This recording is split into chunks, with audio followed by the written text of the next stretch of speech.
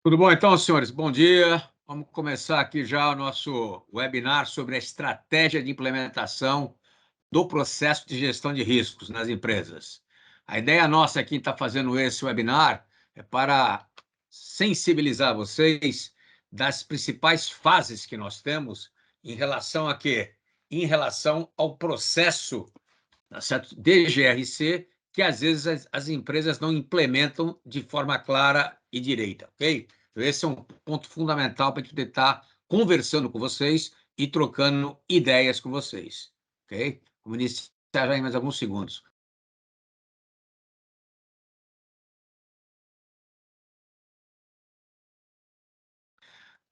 Muito bom, então. Vamos seguir em frente aqui, então, senhores. Bom, meu currículo vocês já conhecem, tem a vivência grande. Vou falar para vocês do que eu entendo, quais são os fatores críticos de sucesso para que possamos, na verdade, de maneira muito clara, estar entendendo o que nós devemos estar focando. Então, isso é fundamental para a gente poder estar processando de maneira muito direta, tá certo? E aonde as empresas mais cometem, na verdade, o erro. Deve estar indo aí. O professor Luiz Roberto está sem imagem? Eu acho que não. Não é o do senhor aí? Todos estão com imagem aí, ouvindo bem, né? Deve ter tido algum tipo de problema aí. Estão vendo o PowerPoint aí direitinho? Bom, senhores, vamos lá então. Então, nosso objetivo é apresentar aí a estratégia de implantação, para a gente poder entender, na verdade, que o nosso processo de gestão de riscos ele seja eficaz, ou seja, atinja os objetivos que é onde nós estamos nos propondo e, principalmente, siga o processo como um todo. Na minha visão e na minha experiência, né, nesses 32 anos de mercado privado, as empresas cometem aí alguns gaps. Quando eu falo empresas, senhores, não é somente o gestor de riscos, não, né? É inclusive a alta gestão. Então, a gente vai ver alguns pontos que eu considero importantíssimo na implantação do processo, tendo em vista nossa experiência aqui da Brasiliana. Primeiro ponto importante, nós temos aí, na verdade, uma tríade internacional que fala sobre gestão de riscos. Então, são três grandes, né, melhores práticas de mercado para riscos de uma forma geral. Então, o primeiro deles é o COSO RM, que foi lançado em 2017, onde ele bate, e todas as três normas batem nisso, tá certo? Batem, na verdade, que nós temos que agregar valor nos resultados finais da empresa para os stakeholders, tá certo? Então, o objetivo da gestão de riscos, então isso é importante, é eu estar cuidando, ponto fundamental, da estratégia de negócio, dos objetivos e da performance, do resultado da empresa. A gestão de riscos, como um todo, quer dizer, o departamento, ele tem como missão precípua essa visão estratégica, tanto pelo COSO como pela ISO 31000-2018. Vocês vão ver um pouco mais na frente. Então, é importante nós entendermos isso claramente.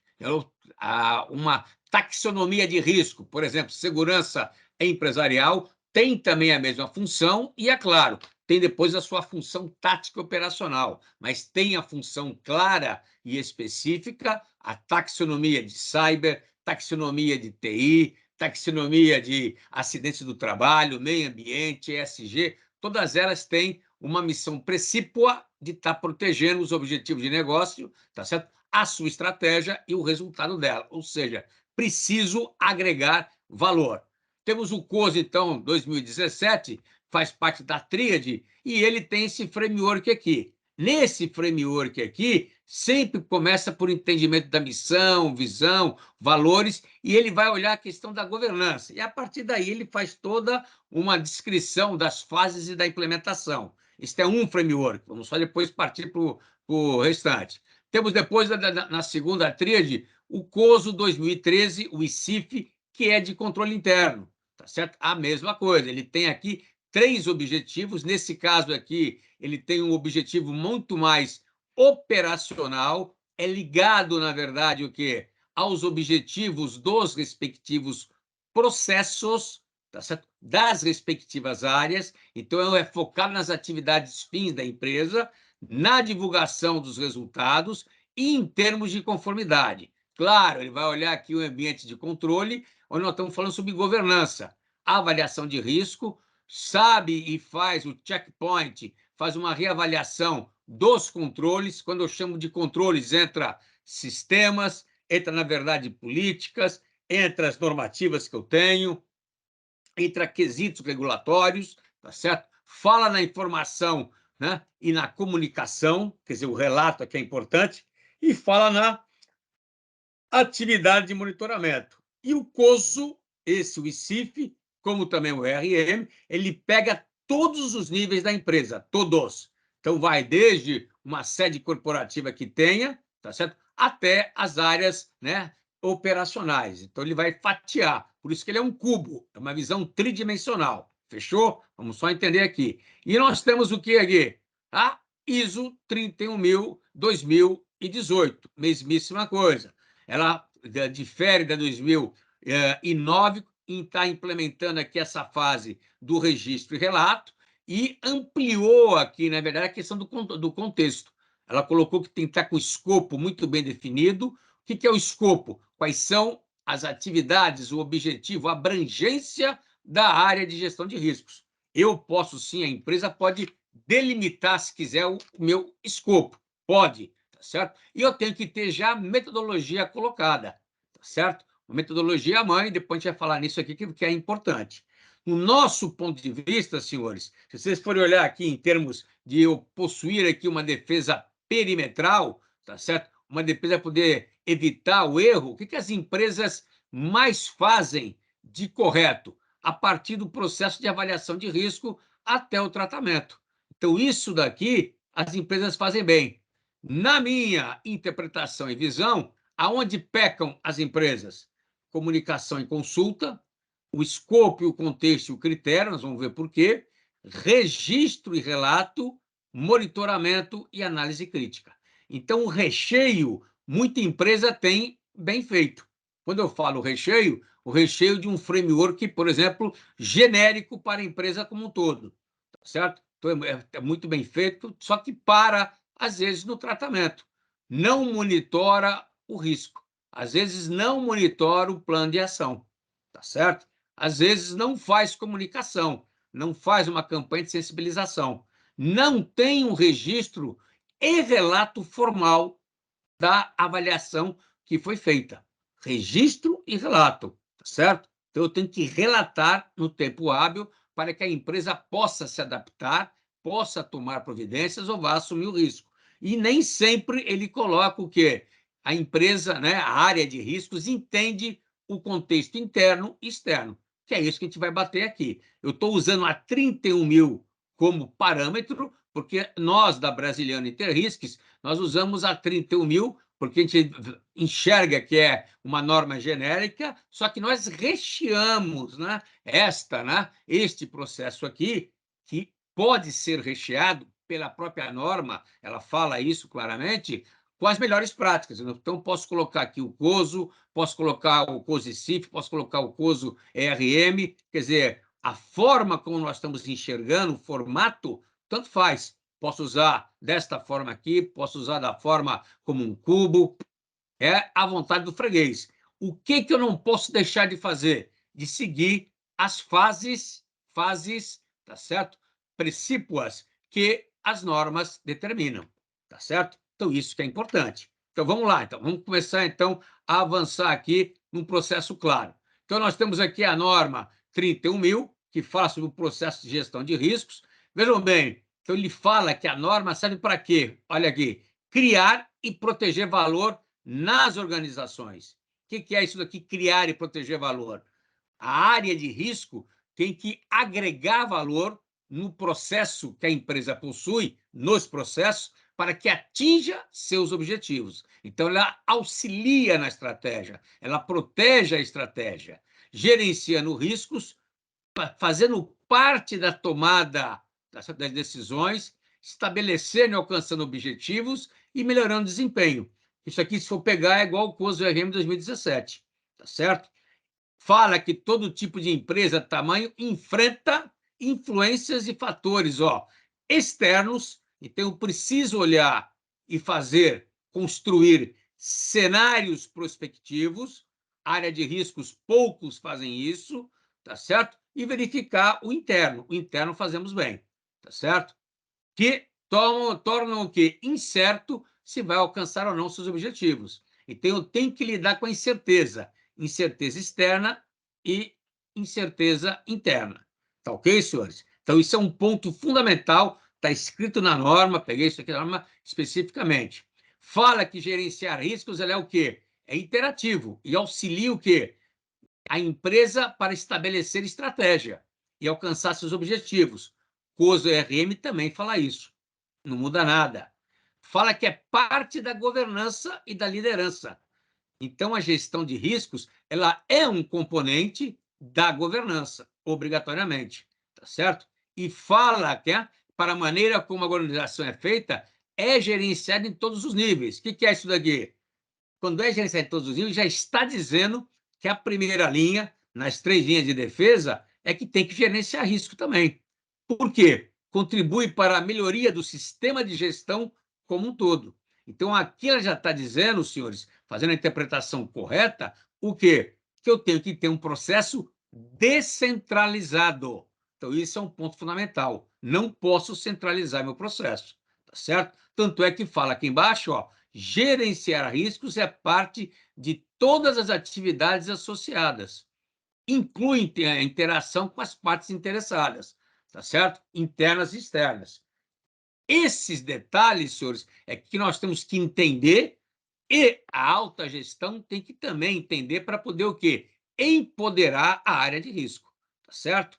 Outro ponto importante, pela segunda vez, ele fala o quê? Preciso considerar as variáveis, os contextos externos. Então, o que vem a ser isso? Cenários. Eu tenho que olhar as variáveis externas que podem impactar os objetivos da empresa, a minha empresa. E interna. Mudou um processo, mudou o produto, tá certo? Incluindo o quê, senhores? Olha aqui, comportamento humano. Então, eu preciso olhar o comportamento humano. De quem? Os possíveis agressores meus. Exemplo, do hacker. Então, faz parte eu gerenciar isso daqui. Faz parte eu ter um banco de dados de hacker. Faz parte eu saber se a minha empresa está exposta a qual tipo de hacker. Qual tipo, né, de marginal, de bandido que pode assaltar a minha empresa, assaltar a minha carga, ou internamente fraudar a minha empresa. Tá certo? E os fatores culturais. A minha empresa tem cultura para isso? Ela está madura para isso? Porque eu preciso amadurecer a empresa. Eu não posso esperar, isso é importante. Eu ouço muito dos gestores: nós não temos amadurecimento, a gente tem que querer colocar algo que seja, né, um pouco mais complicado. A questão não é complicar, é que eu tenho que seguir alguns preceitos básicos. Como, por exemplo, já adiantando para vocês, eu tenho que ter fator de risco. Eu preciso ter fator, na verdade, ou causa do risco. Para quê? Para colocar controle. Eu ainda vejo empresas colocando controle em cima do risco. Isso é errado, senhores. Isso é muito errado. Não tem lógica isso daí, tá certo? Então, eu tenho que colocar em cima da causa do risco. É fundamental que eu entenda isso. A norma fala nisso daqui, claramente colocado, tá certo? Então, isso aqui é importante. Na 31.000, eu tenho essa tríade aqui, que eu tenho os princípios, vamos falar neles, que é importante. Tenho a minha estrutura, que é a liderança e comprometimento, que é um ponto fundamental, e eu tenho o processo. O processo é o último que cabe aqui. Claro, ele tem a ver com a minha estrutura, mas, na verdade, o meu princípio, os meus princípios devem estar bem entendidos, bem compreendidos, para que eu possa fazer uma disseminação correta. Caso contrário, eu fico a pé. Não tem jeito, não tem conversa, não tem como eu fazer isso daqui de forma clara, tá certo? Então, eu tenho que entender que qualquer norma, o COSO também tem isso, ele tem, na verdade, os princípios do COSO, ele tem também que eu tenho que ter uma estrutura para gerir o risco na minha empresa, de acordo com o meu escopo que vai ser colocado aqui, e tem um processo a ser seguido. Ponto. Não muda absolutamente nada, ok? Vamos bater então aqui. Então, princípio, estrutura e o processo. Então, essa tríade da 31.000 vale também para o COSO, a mesma coisa. Então, as normas, senhores, de uma formatação diferente, mas elas falam a mesma coisa. Tudo bem para vocês? Então, vamos lá aqui, pegar aqui nos princípios. O que fala o princípio aqui dela, de forma clara e direta, né? Por que eu tenho que entender o princípio claramente, tá certo? Porque o princípio da área de riscos, ele visa o quê? A você ter produção, na verdade, proteção do valor. Então, ele melhora o desempenho, vai encorajar a inovação, tecnicamente falando, e vai apoiar o quê? Os meus objetivos, a concretização deles, tá certo? Então, ele fornece o quê? Orientação. Os princípios, senhores, eles são o quê? As características da gestão de risco, que são eficazes. Então, eu quero saber se a minha gestão de risco, meu processo, ele está maduro, eu faço uma verificação em cima dos princípios, que eu vou mostrar para vocês mais tarde, tá certo? Então, isso aqui é importante. É a base para eu gerenciar os riscos, tá certo? Para estabelecer o quê? A minha estrutura. De acordo com se eu vou seguir ou não os princípios, eu posso colocar uma estrutura mais parruda ou não, tá certo? Princípio número 1, ela é integrada. Então, ela é parte integrante de todas as atividades. O que isso quer dizer, senhores? A área de riscos, ela é transversal, quebra parede. Todo e qualquer taxonomia, tipologia de risco tem que estar debaixo do mesmo guarda-chuva, independente de qual área ela esteja, para evitar problema. Pego uma Vale, eu tenho, na verdade, uma questão de mina, tá certo? Das minas, risco de logística, o risco de logística está debaixo da gestão de risco. Risco de security, debaixo da gestão de risco. Não tem jeito, tá certo? Ela é integrada, então ela quebra a parede pela empresa inteira. Ela é transversal, é uma área transversal. Isso tem que estar claro também para nós. Ela é o quê? Estruturada e abrangente. Uma abordagem estruturada, abrangente, que contribui para quê? Para todos os resultados. Por que todos os resultados? Porque eu vou estar enxergando o risco. O risco é futuro. Vou estar identificando o que pode impactar a empresa. Se eu puder tratar, reduzir a chance dele vir a acontecer, muito bem. Se não puder tratar, eu preparo a empresa para adaptação. Tem que ser personalizada. Então, aquilo que se faz numa indústria, por exemplo, né, de celulose, não serve para uma indústria química. Não serve para uma indústria de serviço. Eu tenho que construir. Por isso que a 31.000, senhores, e o próprio COSO, eles são o quê? Genéricos. Por que genéricos? Eles falam o que fazer, não falam como fazer. Então, isso não adianta a gente querer reinventar a roda. Ah, vou pegar 31.000, vou seguir a metodologia. Ah, 31.000, o COSO não tem metodologia. Ele tem o quê? Processo. Processo macro, ok? Então, isso é importante. Não existe matriz da 31.000, não existe matriz do COSO. Se alguém enxergar, né, em algum documento do COSO a matriz, me avisa, tá certo? Porque não tem, não tem. Ela é inclusiva. O que é inclusiva? Envolvimento da parte, né, interessada. Então, obrigatoriamente, todos têm que participar. É isso que ela está falando aqui. Com pontos de vista e percepções, o quê? Que devem ser considerados, porque eu tenho outro ponto de vista, a área de risco tem que considerar isso daqui, porque isso redunda em quê? Melhor conscientização e uma gestão de riscos fundamentada, onde todos participam. Por isso tem que ser inclusiva. Então, por isso que o gestor de riscos tem que ouvir, na verdade, a primeira linha e as partes interessadas, tá certo? Ela é dinâmica. Por que ela é dinâmica? Porque eu posso, constantemente, anualmente, eu posso adaptar ao que a minha empresa hoje está se modificando. Exemplo, pandemia, tive que fazer o e-commerce. Gestão de risco tem que ficar de olho muito maior na questão de e-commerce. Com isso, eu adapto o processo, adapto critérios, né? Reduzo o tempo que eu fazia. Se eu fazia de 3 em 3 meses, tem que fazer mês a mês. Então, ela é dinâmica, senhores. Isso é importante. Não adianta eu criar, na verdade, um processo com critérios e deixar aquilo como se fosse o quê? Um dogma. Isso não existe. Eu tenho que mudar constantemente. Tenho que ter informação possível.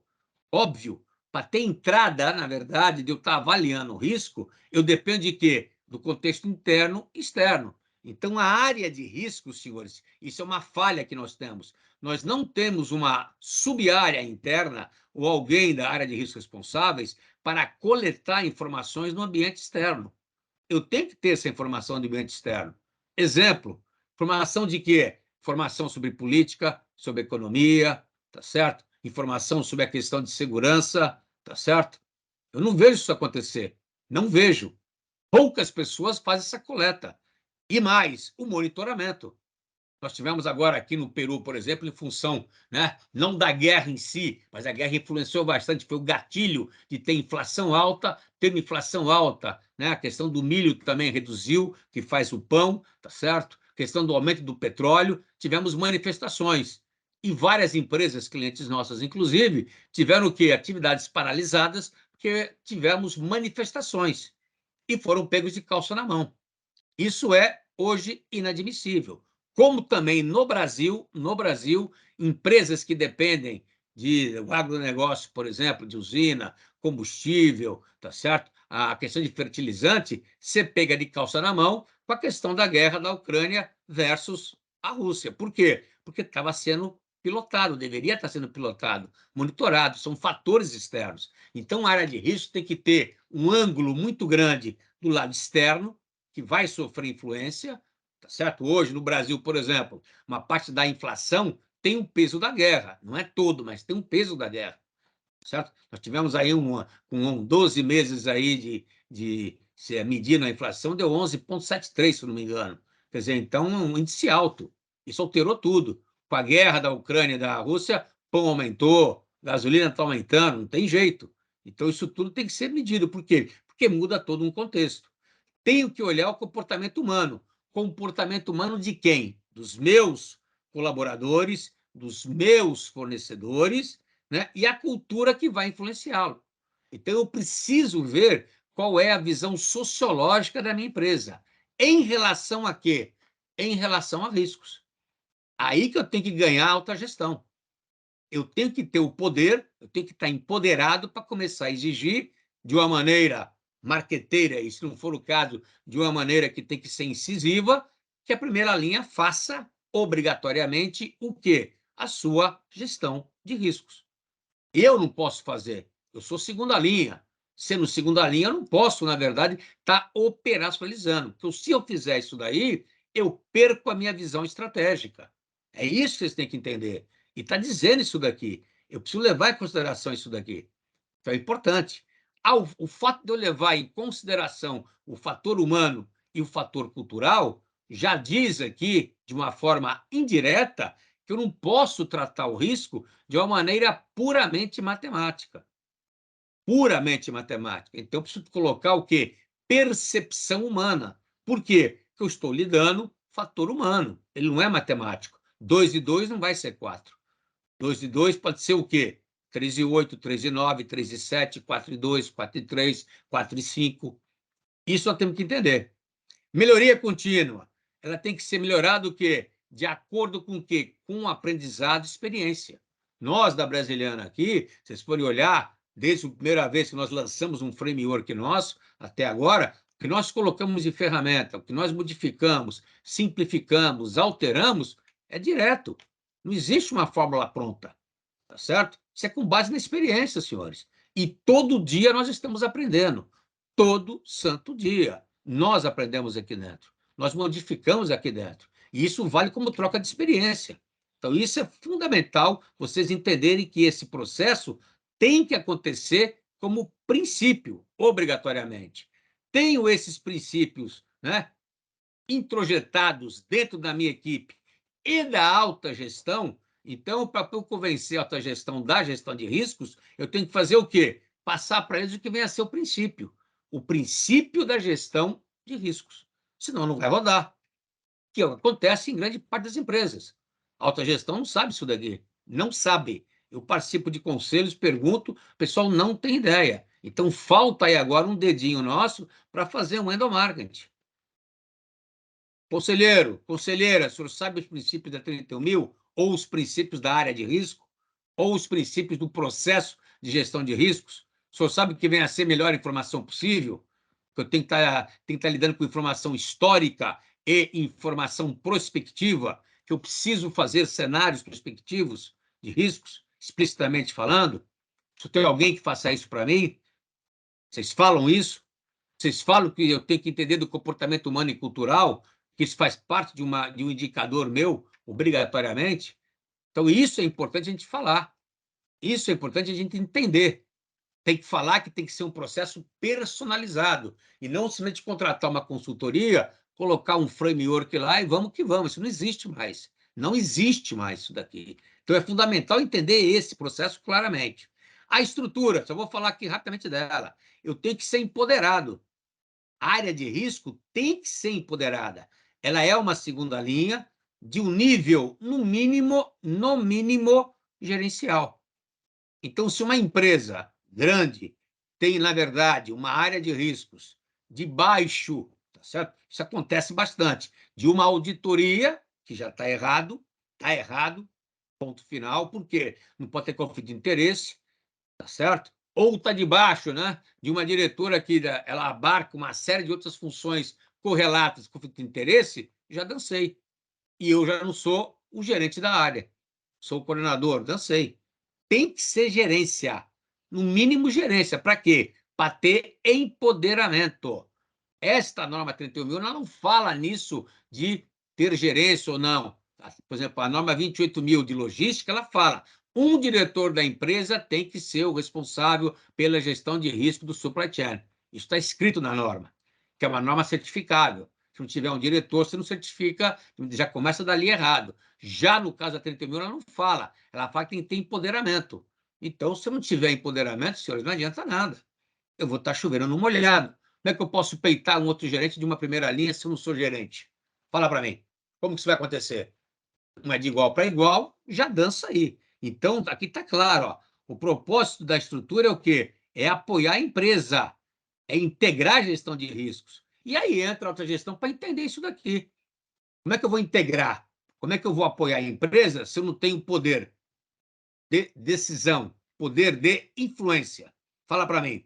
Então, nós temos que estar batendo nisso, tá certo? E a área, a eficácia está aqui colocada, ó, depende de quê? Da integração na governança. Então, eu tenho que pertencer ao órgão de governança, tá certo? Em todas as atividades, ó, da organização, incluindo tomada de decisão. Que isso também, grande parte das empresas, isso não ocorre. Vou tomar uma decisão de planejamento estratégico. Eu faço na área de risco? Não, não faço. Vou lançar um produto novo. Se não for só da área financeira, for da área, tá certo, industrial, não faz na área de risco. Vou fazer uma fusão. Ah, vou fazer um due diligence. Due diligence. Mas eu não faço uma análise de risco, como tem que ser feita. Então, requer apoio de quem? Das partes interessadas, principalmente da alta direção. Isso, a alta direção é responsável, tá certo? E essa estrutura tem que ter o quê? Esse empoderamento para poder seguir, na verdade, com um processo, que são esses componentes aqui, ó. Integração, concepção, implementação e etc. Então, isso faz parte do projeto que eu tenho que ter. Quando ele fala em liderança e comprometimento, ele fala claramente aqui, ó, a alta direção e os órgãos de supervisão, tá certo? Então, alta direção, os órgãos de supervisão interno, né, onde é aplicável, assegura o quê? Que a gestão de risco esteja integrada em todas as atividades da empresa. Isso vem da onde? Da política. Então, eu estou demonstrando o quê? Liderança e comprometimento. Tem que empoderar. Então, eu tenho que fazer o quê? Ó? Personalizar os meus componentes. Tenho que ter uma política para dizer sobre isso daqui, da diretriz. Então, eu vou dar o empoderamento na política, tá certo? Que vai estabelecer o quê? Uma abordagem, tá certo? Isso é importante. Vai assegurar os recursos e, ó, vai atribuir autoridade, tá certo? Responsabilidade e vai responsabilizar nos níveis apropriados dentro da empresa, que é a primeira linha. Então, aqui, isso aqui está claro. Se isso aqui não acontecer, senhores, isso eu vejo muito, tinta vermelha. Ela não está integrada na empresa e não tem empoderamento. Se não tem empoderamento, senhores, ficamos para trás. Sinto muito. Entra aqui a questão da estrelinha de defesa, aonde eu, sendo a segunda linha, eu tenho que estar empoderado para quê? Para eu falar diretamente com o presidente da empresa ou com o diretor que me leve até ele, um diretor que eu não tenha conflito de interesse. Não adianta eu estar debaixo, área de riscos, de uma diretoria financeira. Se a diretoria financeira, eu faço análise de risco dos processos dele. Eu vou supervisionar. Então, aqui eu tenho uma supervisão. Eu vou supervisionar a primeira linha.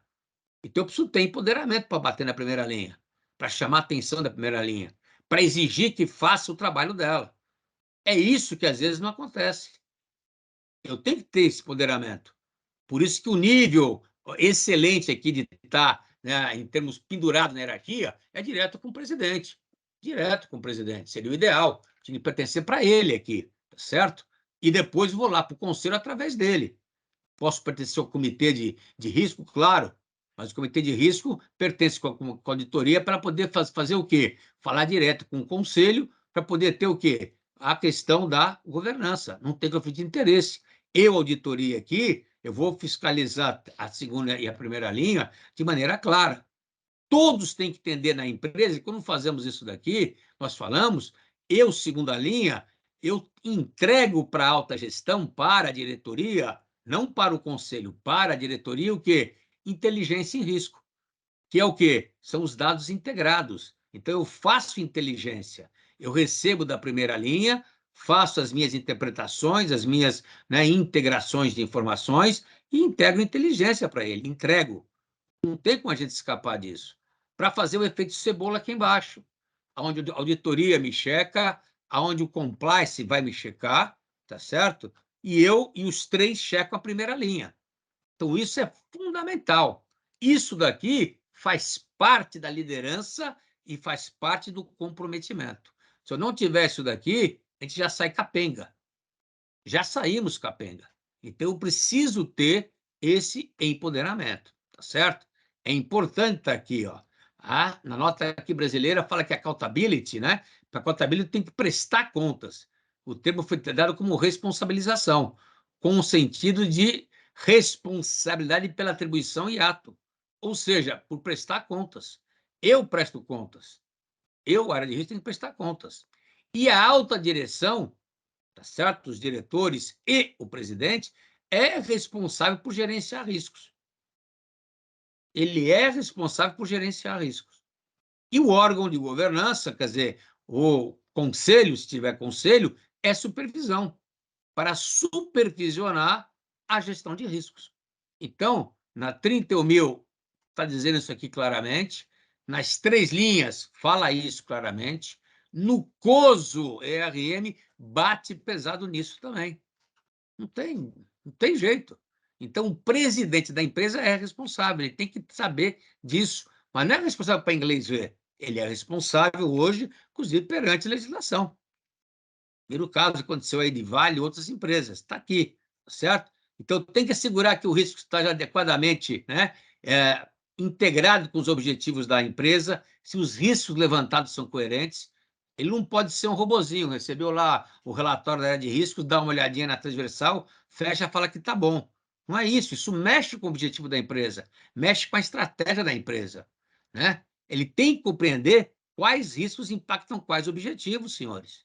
Não pode ser um trabalhozinho de meia, né? Meia boca para o cara poder olhar. Ele tem que cobrar, ele tem que participar. A área de riscos hoje está num nível estratégico, obrigatoriamente.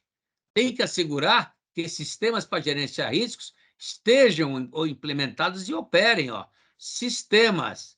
Quando ele fala em sistema aqui, não é um sistema só informatizado, é o processo como um todo, mas ele fala também em sistemas. Como o IBGC também pede, tem que ter sistema de informação. Então, tchau, planilha. De novo, tchau, planilha. Tá certo? Tem que ter aqui que os riscos estejam o quê? Dentro do contexto da empresa. Eu não posso puxar um risco qualquer. Então, por exemplo, quem é empresa do agro aí, tá certo? De petróleo, deveria estar ligado, sim, senhor, na questão da guerra. Qual é a posição da guerra, se a guerra estourar logo, se não ia, quais eram as consequências, o que podia ser feito, o que não podia ser feito. Você poderia comprar já antecipadamente, na verdade, o combustível, tá certo? Com um preço anterior para no futuro. E assegurar que as informações, tá certo? Dos riscos, ou seja, o relato, a comunicação, seja o quê? apropriadamente comunicada. Então, ele tem que exigir isso daqui. Então, os relatórios de riscos têm que chegar na mão do presidente, na mão do conselho, a tempo. Por isso que tem que ser feita de maneira o quê? Cadenciada. Tudo bem? Isso é a implantação da gestão de riscos. Isso, senhores, eu não vejo a área de riscos fazer um workshop e explicar a função dele. Não vejo fazer. Eu falo isso quando eu dou palestra para conselho, para diretores, os caras às vezes são meio assustados. Integração transversal. Claro que eu não vou ler isso aqui é da 31 mil, mas aqui fala que eu tenho que compreender o quê? Toda a minha estrutura da empresa e a questão da organização dela. O contexto que ela está vivendo, o contexto que ela vive organizacional. O risco é gerenciado, ó, em todas as partes da estrutura da empresa. E é isso que a área de risco corporativa, o escopo dela tem que abranger. Eu gerencio todos os tipos de risco. Todos na organização têm responsabilidade. Primeira linha aqui. Está na norma, está escrito isso daqui. Então, a primeira linha, né, as linhas de defesa, tá certo? Que existem, na verdade, e que é um modelo de governança, estão paradas, não só por ela, como pelas normas que nós estamos seguindo, pelas melhores práticas. Então, não tem que ter uma resistência, é só chegar lá e bater, ó, mudou. Nós temos que seguir isso daqui. Eu não aceito mais quando algum cliente vem para mim e fala, ó, nós não temos cultura ainda, nós não temos isso daqui ainda. Fico só pensando, puxa vida, mas tem que implementar. Quanto tempo está isso aí no Brasil? Ah, vamos fazer devagarzinho. Não tem que fazer devagarzinho. O mínimo tem que fazer agora. Senão nós ficamos para trás, gente. Tá certo? O processo tem que ser um processo dinâmico e interativo. Tá certo? Quando eu falo isso aqui, dinâmico e interativo, ele tem que estar no up-to-date. Óbvio que não vai começar com um processo mais parrudo, mas tem que começar com o mínimo.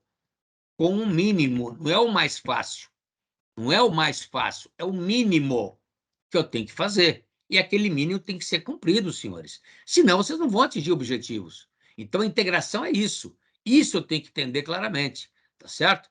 Por isso que o contexto da gestão de riscos, o erro que nós temos é isso aqui. Eu não posso ter várias matrizes. Isso está no princípio, tá certo? Eu tenho que ter uma única área gerenciando todos os riscos da empresa. Então, eu vou dar a diretriz, através de quê? Da política que vai ser estruturada. Tanto é que a política tem que dizer que eu tenho que trabalhar com uma única matriz para a empresa inteira, com todos os tipos de risco, obrigatoriamente. Eu tenho que saber que qualquer outra taxonomia pode ter, na verdade, métricas diferenciadas, ferramentas diferenciadas. Só que o processo é igual, o macro processo é igual, o framework é igual, e todas vão para uma única matriz, para o mesmo tipo de matriz. Tenho que saber que a área de risco, o escopo dela, tem que abranger todo e qualquer risco. Ah, mas eu não sou especialista, não tem problema. A área em si, a área de riscos, tecnicamente falando, de uma área financeira, então o risco financeiro, ele está debaixo de quem, tecnicamente? Da área de risco corporativa. Acabou. Ele vai se reportar à área de risco corporativa e vai explicar e sentar lá e ajoelhar e explicar. Não tem jeito. O escopo da área de riscos tem que ser a continuidade de negócio também. Obrigatoriamente. Por quê? Porque área de risco, porque a continuidade é uma resposta a risco. Eu não posso ter um gap que uma outra área vá fazer a continuidade com outro processo ou criando, né, um processo diferente desse que foi aprovado. Não existe isso. Continuidade de negócio é resposta ao risco, senhores. É resposta a um cenário de risco, tá certo? Então, essas quatro miopias não podem existir na implementação nossa, tá certo? A concepção, importantíssimo. Então, para eu conceber o processo, que tipo de processo que eu vou ter, que tipo de estrutura que eu vou ter, eu tenho que entender muito bem o quê? Qual é o nível de complexidade do meu negócio, do negócio em si. Se o meu negócio for um pouco mais complexo, uma indústria química, né? Que qualquer coisa que possa sair fora do controle possa vir a ter uma explosão mais séria, tá certo? Eu preciso ter um processo mais parrudo. Preciso ter processos parrudos. Isso é fundamental. Então, eu tenho que entender claramente o ambiente interno, saber entender, na verdade, a governança, a estratégia, os objetivos, obrigatoriamente. Para quê? Para eu poder começar a fazer. Então, este processo meu aqui, ele está ligado diretamente ao endomarketing. Eu tenho que fazer acontecer dentro da empresa. Eu não tenho que ter esse problema. Então, a primeira fase, que é comunicação em consulta, por isso que ela está na transversal aqui, e ela é transversal, ao mesmo tempo ela está na vertical, porque pega todas as fases do processo meu, é um plano de comunicação, é o endomarketing aqui. Então, se eu não tiver um plano de endomarketing, isso aí tem que existir como processo de vocês. Pergunto a vocês, se vocês pensarem, quantos de vocês possuem endomarketing? Quantos de vocês fazem plano de comunicação ou pedem para de comunicação fazer para vocês? Quase ninguém. Como é que vocês querem o engajamento? Certo? Então, isso é um ponto importante. Mitigação de risco, na verdade, é você reduzir o risco com planos de contingência, planos de continuidade, planos de resposta à emergência. Tá certo? Então, a mitigação é quando o risco já ocorreu. Eu tenho a mitigação, que é quando o risco já ocorre. Pergunta aí do professor, tá certo? E eu tenho o quê? Então, a mitigação é quando já ocorreu. E eu tenho a prevenção. Então, eu preciso ter um fator, a causa do risco ser materializado e a causa da consequência. Não tem um plano, por exemplo, de crise. Minha imagem pode ir para o saco. Posso aumentar a minha pancada. Posso aumentar o tamanho do meu impacto por não ter um plano de emergência, um plano de contingência e assim por diante. Ok? As empresas brasileiras e o próprio governo brasileiro estão contingenciando o impacto da guerra. Correndo atrás de quê agora? Fertilizantes. De onde que vai importar? Então, esta primeira fase aqui, eu coloquei aqui como fator crítico de sucesso. Ó. Por quê? Se não tiver isso aqui elaborado, estruturado, nada disso aqui vai funcionar, senhores. Esquece. Então, a primeira coisa que eu tenho que fazer é entender isso daqui, verificar o que eu vou montar aqui para poder montar um plano de comunicação para a empresa inteira. Eu tenho que vender a ideia para a minha primeira linha, que é a área de risco, vai auxiliá-lo, é uma ferramenta de gestão para ele pedir orçamento, pedir estrutura, acompanhar se ele vai ter problema ou não. Nós temos que vender essa ideia, fazer cumprir o objetivo dele. Então, não é um processo onde ele vai ficar mais saturado. Isso tem que ser vendido. Vendido. Então, tem que ter uma estratégia disso. Tá certo? E isso daqui, senhores, eu não vejo. E olha que eu bato nisso daqui já faz algum tempo, hein? Já faz muito tempo, aliás. E eu não vejo isso acontecer. Não vejo. Tanto é que você pega aí em softwares aí que tem no mercado, não tem a área de comunicação. Não tem uma aba de comunicação para você colocar alguma coisa lá dentro. Isso é furo, furo nosso, tá certo? Então, o endomarketing que eu ressaltei aqui antes de falar da comunicação da coisa, fiz de propósito, ó. Ele vê relacionamento público interno, relações públicas, estratégia de comunicação, marketing interno, comunicação interna. Isso é endomarketing. Tem que ter um plano de comunicação. É a primeira fase que eu tenho que estar pensando. Com base em quê? Nas características da cultura, do meu público interno ou dos meus stakeholders. Isso vale para fornecedor, vale para a comunidade, vale para o meu colaborador, vale para todo mundo. Então, o primeiro passo é esse. Eu preciso ter uma estratégia, qual é? De comunicação. Se eu não tiver estratégia de comunicação, fico a pé. Tudo bem? Ponto importante. Parto para a segunda fase minha estratégica. Eu tenho que estabelecer o escopo, o contexto e o critério. Então, o escopo da gestão de risco tem que ser o quê? Obrigatoriamente, tem que ser todos os riscos da empresa. Se eu tiver um escopo segmentado, exemplo, não, área de cyber, TI que vai ver. Pronto, dancei. Porque a área de risco tem a função de quê? Agregar valor. E eu tenho que agregar valor tendo uma visão o quê? Holística como um todo. Então, o escopo tem que ser como um todo, senhores. Isso aqui é importante. Contexto. Preciso ver o contexto interno da empresa, a minha estratégia e os meus objetivos. Preciso entender isso daqui. Por quê? que eu preciso levantar riscos que vai impactar isso daqui.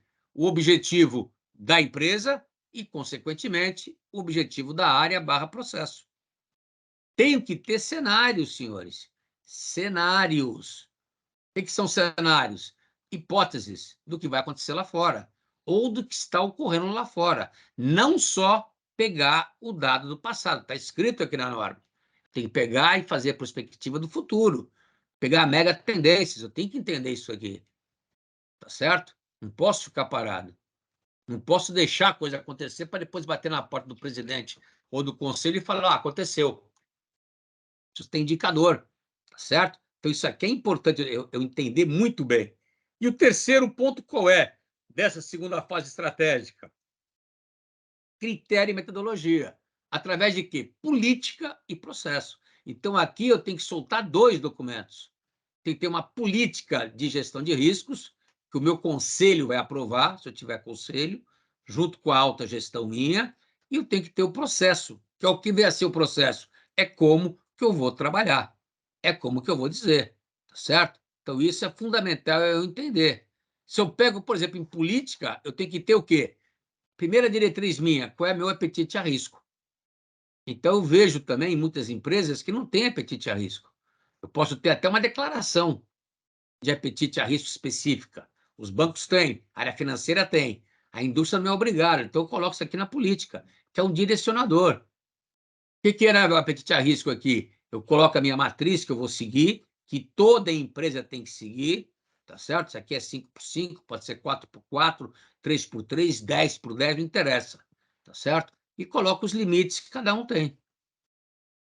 Pode ser por taxonomia, aí é a vontade do freguês, mas eu já tenho que colocar na política diretriz, obrigatoriamente.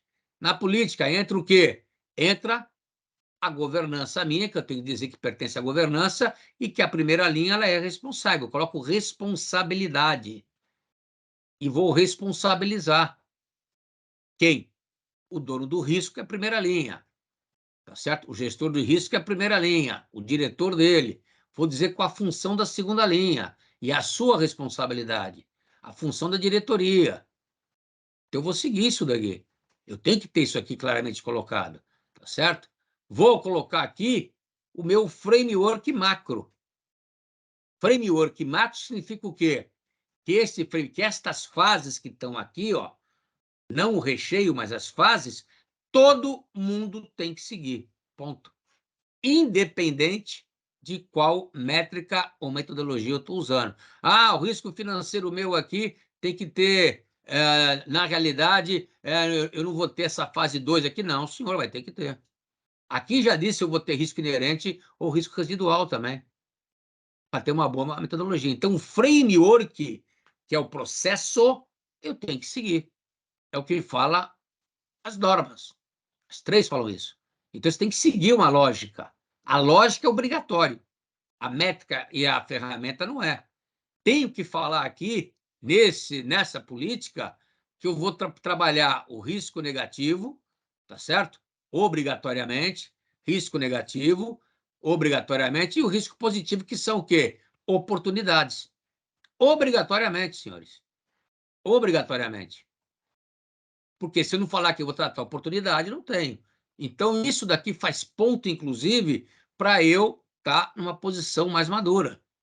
Então, a política tem que me dar estas diretrizes aqui, mínimas necessárias. Se eu não tiver isso aqui na política, eu danço. Então, não existe política de risco corporativo de uma única página, não tem como.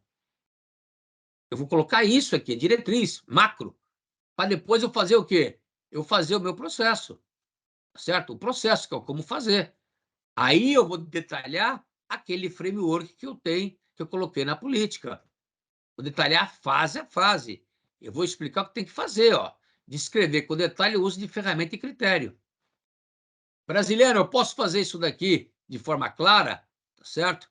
De maneira muito clara, eu posso fazer isso aqui por taxonomia? Posso. Eu posso ter um processo de gestão de riscos, né? Na verdade, de cyber, de TI. Então, depende da minha taxonomia, ó. Coloco as ferramentas? Posso colocar ferramentas, seguindo a 3110. Acabou. Posso colocar por fase, se eu quiser. Aí vem vocês terem uma interação melhor para poder simplificar. Isso é importante vocês entenderem o processo, tá certo? E importante, né? Vou fazer o quê? Posso cumprir as taxonomias de risco com ferramentas personalizadas. Então, eu posso fazer isso. Devo fazer isso daí. Pega o pessoal de TI, por exemplo, de cyber, eu vou ter ferramenta e processo diferenciado. Então, eu vou estar explicando o quê no meu processo? Que ferramentas e métricas eu vou estar utilizando. Se eu uso, na verdade, diagrama de causa e efeito, uso Ball-Time, árvore de falha, se mapeio o processo, não mapeio o processo, uso inerente residual, uso impacto cruzado, teorema de Bayes. O que eu vou usar aqui? Tá certo? Então, isso é importante. Uso a minha matriz de risco. Eu vou estar detalhando isso daqui, de maneira clara. Ó. Então, é isso que eu tenho que ter. Mais um ponto importante: todas as taxonomias que estão aqui, ó, vão para uma única matriz. Ponto. Para quê? Para eu comparar banana com banana. Vocês entenderam, senhores? Eu não posso ter aqui várias matrizes de diferentes tipos. É um furo grande que as empresas têm. E às vezes a área de risco fala assim, não, isso não é importante, tudo bem, deixa o cara do seu trabalho fazer, security fazer. Não existe isso. Eu tenho que seguir a mesma matriz. E pior, o pessoal às vezes nem olha isso daí. De repente, um risco de security, um risco de seu trabalho, impacta a empresa grandemente. Então, é importante eu ter isso aqui na mão. Então, processo e política é fundamental naquela primeira parte nossa. Ó. Acabou. Aí eu parto para quê? Para o relato. Registro e relato, é uma fase nova da ISO que entrou. O que é o registro e relato? Eu vou relatar, na verdade, vou registrar primeiro, registrar através de um relatório, então, registro, e vou mandar isso daqui. Ou seja, resumindo para vocês, eu tenho que fazer barulho, senhores. Eu tenho que cacarejar. Cacarejar. Então, se o relatório for para ser entregue daqui a um mês, mas eu tenho um risco emergente grave que poderá ocorrer dentro desse mês, pelo amor de Deus, vamos cacarejar, vamos anunciar, pede uma reunião extra, manda um relatório, bate na porta, tá certo? Se atira da janela, faz qualquer coisa, mas tem que chamar atenção. Não pode tratar um risco que é um risco massivo como se fosse um risco normal e num relatório normal, gente. Isso não existe. Tem que alertar. É isso que o executivo quer. Ele não vai ler o relatório completo, ele vai ler o sumário executivo. Não tem como ler, nós não temos só nós na área. E, obviamente, a área nossa, né, na empresa, a área nossa é uma área de suporte, é uma área transversal, tá certo? Não é o objetivo fim da empresa. Eu vou tratar para que o objetivo fim da empresa seja o quê? Alcançado. Então, isso é fundamental entender o processo, senhores. E isso também não acontece. O pessoal não relata. Tem receio, tem medo, vamos esperar a reunião. Que esperar a reunião o quê? Eu agora quero uma reunião extra com a diretoria, com o presidente, com o conselho, com o comitê de auditoria, não interessa. Senão a coisa acontece, explode, eu fico chorando depois. Então, tem que cacarejar. É fundamental ter isso.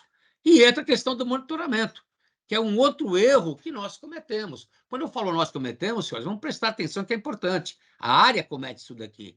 Então, entra um ponto fundamental aqui.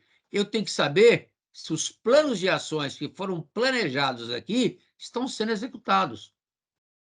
Isso é um ponto fundamental. Preciso ter um indicador disso, preciso ter um dashboard disso daqui.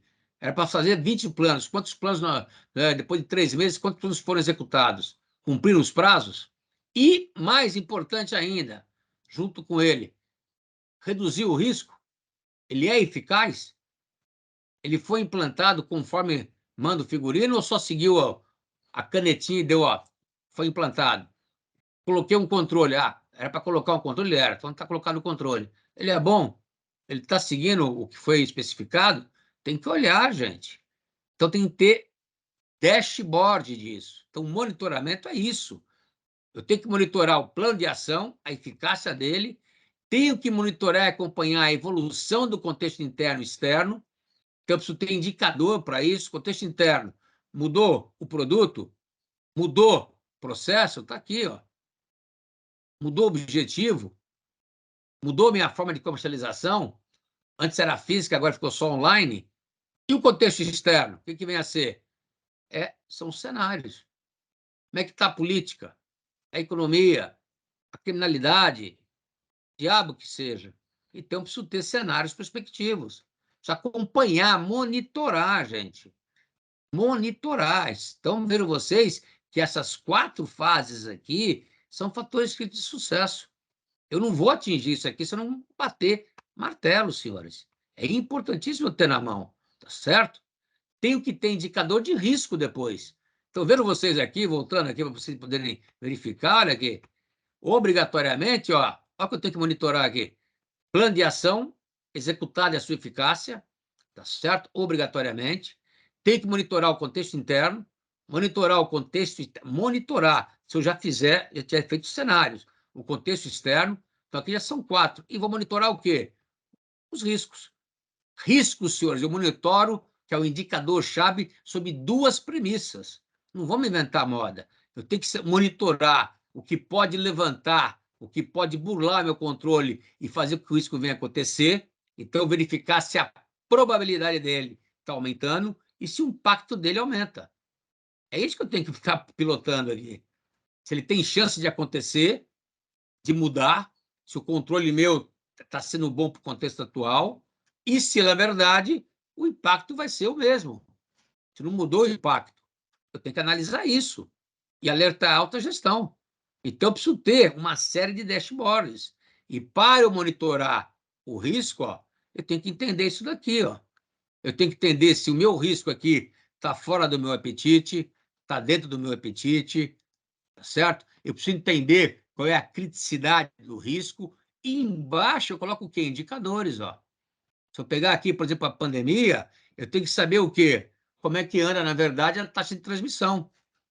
Eu tenho que saber, na verdade, quais são os leitos que estão ocupados. Então, são fatos que eu estou sabendo. Se muito leito começa a ocupar, já estou deduzindo que está piorando, que a gravidade passa a ser alta. Preciso tomar providências. Então, isso é indicador. Mesma coisa, criminalidade. Mesma coisa, o índice de inflação. Se aumenta o índice de inflação, você impacta quem? Você vai impactar o mercado. Posso vender menos. Minha matéria-prima vai ficar mais cara. Então, isso tem que ser feito, tem que ser acompanhado. São indicadores que fazem parte da gestão de riscos. Eu tenho um cliente aí, por exemplo, que ele não faz risco financeiro, mas tem indicador financeiro. Eu falo, para que você tem isso aqui, então? Quais são os seus riscos financeiros? Se você não está enxergando o risco, você está monitorando isso daqui. Então, não pode acontecer esse tipo de coisa. A coisa fica desconexa. Eu tenho que ter esse casamento perfeito. E tem que ter isso aqui para quê? Para eu poder ter eficácia no meu processo. Nada vai adiantar eu ter, na verdade, esse dashboard bonitinho, ó, está fora do meu apetite, tá certo? A criticidade é alta, tá certo? Ele impacta tantos objetivos, legal. E você vai monitorar como isso daqui? Qual é o seu plano de ação? Ah, não sei. Porra. Então, aqui serve para inglês ver, não serve para nada. Precisa acompanhar isso daqui, ó. Tá certo? Então, o importante é isso, a gente poder acompanhar, tá? Então, a importância disso daqui. Análise crítica. Eu tenho que ter uma auditoria, fazendo análise crítica em quê? Em todas as minhas fases, senhores. A análise crítica eu faço de tempos em tempos. O ideal é eu fazer para uma auditoria, posso fazer antes, uma auditoria nossa interna pode fazer, de vocês podem fazer, ou por auditoria externa, mas é baseada em risco. Ela vai bater em quê? Ela vai bater obrigatoriamente num dashboard dela, num framework dela, mas é baseada em risco.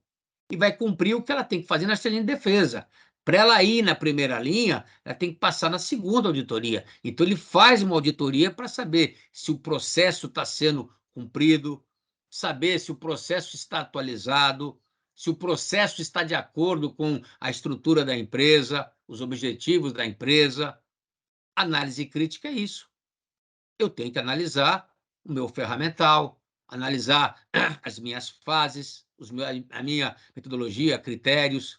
Então, faz parte de ter isso. Então, quando fala monitoramento e análise crítica, é sobre essas 2 óticas. Ó. Não é só ter o monitoramento. Eu tenho que pedir para a auditoria me auditar, porque faz parte do processo meu.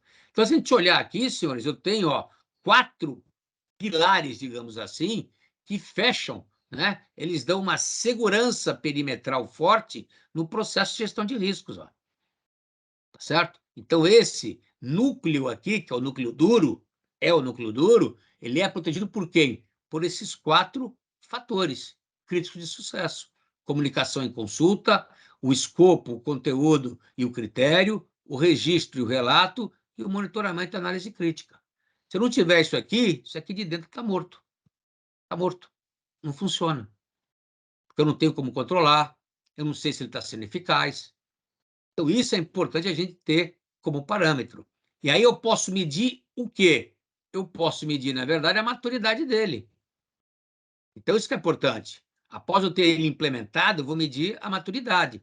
Posso medir pela 31.000, que tem 8 princípios, eu posso fazer com 10 perguntas, tá certo? Aí eu tenho o quê aqui? Eu tenho as perguntas, que depois vocês vão ler com calma, se quiserem. Mas ele pergunta aqui, esse que está negativo aqui, ó, o gerenciamento de risco corporativo da empresa aumenta, né, o leque de oportunidades? Não, porque ele não faz risco positivo. Caneta vermelha. Então tem que fazer o risco positivo. Então, quem não fizer o risco positivo hoje, fica no vermelho, tanto pela 31.000 como pelo IBGC, certo? Como o outro aqui, ó. O gerenciamento de risco faz parte da tomada de decisão, as decisões que o conselho toma e a alta gestão toma, ela, na verdade, tem análise de risco? Não, não tem. Então, não faz parte da decisão, velho. Certo? Ele é personalizado, ele pega a empresa inteira, dinâmico. Tá? Outro aqui, o processo de gestão de risco da empresa reduz a volatilidade de desempenho? Não, porque eu não meço. Teria que medir. Área de risco teria que medir o desempenho da empresa. Atingir o objetivo? Não. Por quê? Algum risco foi materializado? Uma coisa aconteceu que a gente não chegou a enxergar? Para que eu tenho isso daqui? Para eu saber qual é o nível dele. Ó. Então, nesse caso aqui, essa empresa pegou 7,06. Está no nível chamado definido. Então, nós temos 5 níveis, na verdade, de quê? De maturidade, desde lá do inicial até o que está considerado já como já maduro, tá certo? Geralmente, as empresas hoje no Brasil estão no definido e estão no fragmentado. Definiram em torno de 27%. A grande parte está no fragmentado ainda. E uma parte menor está no inicial. Uma parte menor também está aqui no chamado mais maduro. E aqui eu tenho condições, para esse gráfico radar, de enxergar isso daqui. Então, vocês têm que fazer uma autoavaliação de como vocês se encontram. Posso usar esse parâmetro aqui, da 31.000, como posso usar também, e aí vem os dashboards, ó. Quantos acertei, quanto estou no verde, estou no vermelho, o que eu estou no vermelho aqui. Então, eu tenho condições de enxergar onde eu tenho que focar para melhorar meu processo de gestão de risco. Isso aqui, senhores, é a maturidade do processo de gestão de riscos. Poder seguir claramente. Posso seguir do IBGC também. Ele tem 7 princípios e 16 perguntas. Então, ele é mais detalhado um pouquinho. Aonde ele tem o que também? Aí ele dá os 5 níveis e os critérios dos 5 níveis que eu tenho de maturidade. Então, eu vou estar verificando aqui, ó, pergunta a pergunta. E o mesmo quesito. Ele faz oportunidade? Ele tem um sistema de gestão? Sistema que eu falo é um sistema de informação que possa gerenciar melhor? Ou seja, tem software disso? Certo? Ele verifica se a taxonomia, né, possui, as várias taxonomias possuem, né, processos específicos para ela, ou segue um genérico da empresa que é um meia-boca, para alguns tipos de taxonomia. Como é que eu faço? Então, de acordo com o que eu tenho daqui, eu posso me dar bem. Veja vocês, aquela mesma empresa tirou uma nota 7,06, esse aqui tirou 6,50. Continua no mesmo patamar, mas a nota aqui foi menor, porque ele tem 16 perguntas. Ó. Então, eu estou ruim aqui, ó, nesses pilares aqui, ó, certo? Onde tem 0 aqui colocado, ó, tá certo? Então, para que serve a maturidade? Para eu poder enxergar, senhores, em que patamar que eu estou. Qual é o meu patamar que eu estou tendo de maneira clara, tá certo? Esse é o que serve eu ter uma estratégia montada ao cumprir o quê, senhores? Ao cumprir aqueles 4 fatores, né, críticos de sucesso, obrigatoriamente. Ó. Quais são os 4 fatores, né, de sucesso? São esses daqui. Então, são esses 4 fatores que eu tenho que olhar com carinho, por incrível que pareça. Então, o recheio eu só posso fazer se eu tiver isso aqui muito bem embasado, muito bem planejado. Porque não adianta eu fazer uma bela avaliação de risco e ter um tratamento de risco se eu não vou relatar e não vou registrar, se eu não vou monitorar, fica solto, eu morro. Não adianta eu querer fazer um escopo, né, limitado, aonde a área de risco pega uma parcela pequena da empresa. Não adianta nada, fico capenga. Então é isso, senhores, eu tenho que bater esses 4. Era isso que eu queria mostrar para vocês de maneira muito clara, muito direta, dando as dicas aí para vocês, tá? Eu acho que é uma experiência nossa que vale vocês darem uma repensada. Para quê? Para a gente poder ter, né, uma eficácia melhor. Caso isso não venha acontecer, senhores, a gente fica para trás, certo? Então, isso é um dos grandes motivos, na minha ótica, que a área de riscos às vezes derrapa e às vezes não chega num nível estratégico. Tem empresa que é cliente nossa, por exemplo, tá certo? Tem empresa que é cliente nossa que está na Bolsa de Valores e que tem conflito de interesse. A auditoria segura riscos, o diretor da área tem vários tipos de coisa, então começa a entrar numa série de conflitos e ninguém olha isso, fica impressionado. E está listado em bolsa. Se tiver uma verificação, tiver uma inspeção, dança, leva paulada. Tá certo? Pega ruim para ela. Está na Bolsa de Valores, São Paulo, Nova York, tem essa estrutura capenga, torta. Eu não consigo entender, tá certo? E não consigo entender a cabeça dos altos executivos e do conselho. Eu só consigo entender uma coisa, que aí, nesse caso específico, não está dando o valor necessário para aquilo que deveria ser valorado. Tá certo? Essa é a minha resposta para isso. Esta é a minha visão e expectativa em relação a isso. Ok, senhores? Alguém quer fazer alguma pergunta a mais? Até falou a Samanta, infelizmente, o grande entrave dos conflitos, né? Deixa eu olhar aqui o chat da Samanta que ela falou aí. Infelizmente, os grandes entraves são os conflitos de interesse, inclusive para a administração. É verdade, Samanta, o ponto crucial é esse. Só que cabe a nós, a vocês, aí entra um perfil de vocês têm que ter esse perfil de registrar e relatar. Então, isso é importante. Caso venha acontecer algum tipo de problema, vocês estão amparados no futuro, tá certo? Muito do que aconteceu, por exemplo, com Petrobras da vida, e etc., é que muita coisa não estava relatada, não estava formalizada. Então, tem que estar formalizado, tem que estar relatado, tá certo? De maneira clara. Porque aí quem vai assumir o risco, chamado risco assumido, é o diretor da área, é o presidente, é o conselho. Acabou. Se o risco assumido for acima do seu apetite, terão que justificar. E não você, que não alertou e que não registrou. Então, isso é importante para vocês, vale como um caso sensacional. Ok, senhores? Alguma pergunta a mais? Tranquilo? Deu para entender todo mundo? Muito bom, senhores. Se ninguém tem pergunta a fazer nessa fase de implementação, senhores, eu acho isso aí muito importante vocês. O material depois vai ficar à disposição, mas eu acho importantíssimo vocês repensarem, porque esse é um problema que eu enxergo que tem nas empresas. Ok?